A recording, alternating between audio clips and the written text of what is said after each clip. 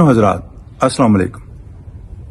مچھلی کے اندر موجود omega 3 fatty acids, essential amino acids, اعلیٰ درجے کے پروٹین اور تقریباً تمام کے تمام وٹامن اس کو نہ صرف ایک غذائیت سے بھرپور بلکہ ایک متوازن غذا بنا دیتے ہیں۔ لیکن اگر مچھلی کھاتے ہوئے کبھی کانٹا پھنس جائے تو لینے کے دینے پڑ جاتے ہیں۔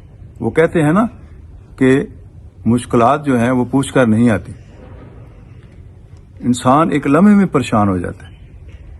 رکیے، گھبرائیے نہیں، ہم آپ کو آج کچھ ایسے گھریلو طریقے بتائیں گے جس سے آپ آسانی سے مچھلی کا کانٹا نکال سکیں گے اور اس پریشانی سے بچ سکیں گے۔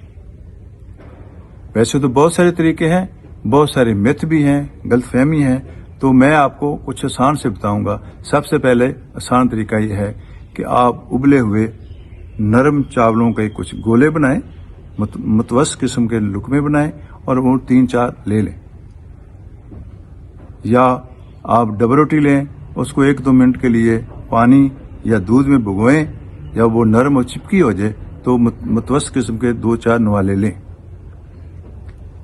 اس کے علاوہ آپ یہ چیزیں اگر نہیں ملتی تو آپ ابلا ہوئے آلو لے سکتے ہیں، آپ پکا ہوا ایووکاڈو لے سکتے ہیں، آپ درمیانہ پکا ہوا کیلا لے سکتے ہیں، اس کو مسلیں، اس کا پیسٹ بنائیں اور اس کے بھی متوسط لقمے لیں۔ اگر آپ اس سے بھی نہیں نکلے تو گھر میں کوئی تیل لے کے، جو بھی ہے سرسوں کا ہے یا وہ اولیو آئل ہے، اس کو یہاں مل کے ایسا ایسا اوپر سے نیچے مالش کریں۔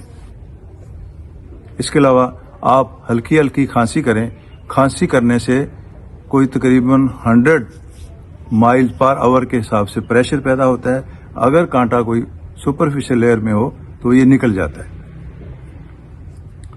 کچھ چیزیں ایسی ہیں جو کانٹا نکالنے میں تو اتنی کارگر نہیں ہیں، لیکن وہ گلے کے اندرونی حصے کو سموتھ اور پرسکون کر دیتی ہیں اور بندہ تھوڑی سی ریلیکسیشن فیل کرتا ہے۔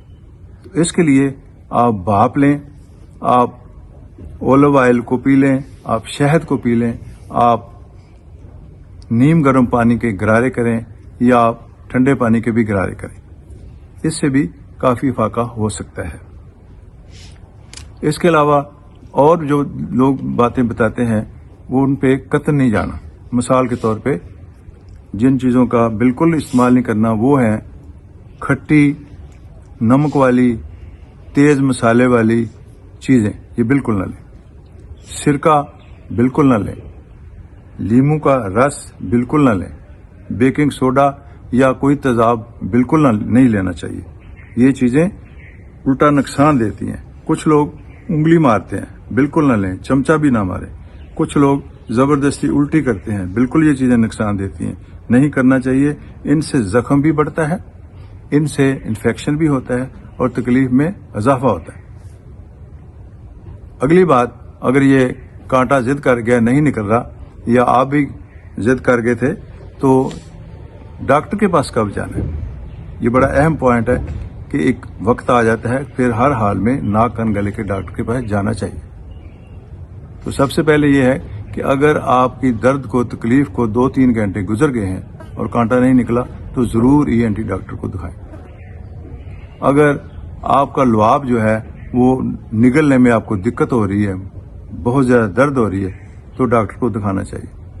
اگر منہ میں خون آ گیا ہے تو بھی ڈاکٹر کو دکھانا چاہیے۔ اگر مریض جو ہے وہ بچہ ہے یا وہ بوڑھا ہے تو بھی ڈاکٹر صاحب سے رابطہ کریں۔